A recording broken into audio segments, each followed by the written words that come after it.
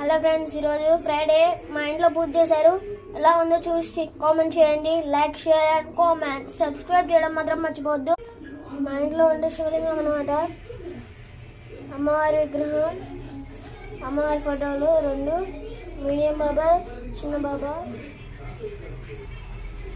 ఇది స్వామివారి హుండీ లాంటిది.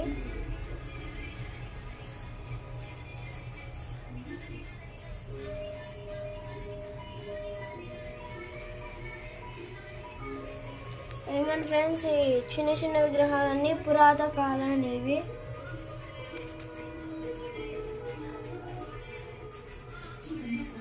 ఇవన్నీ మా ఇక్కడ యూజ్ చేసే డ్రెస్సెస్, బుక్సెస్,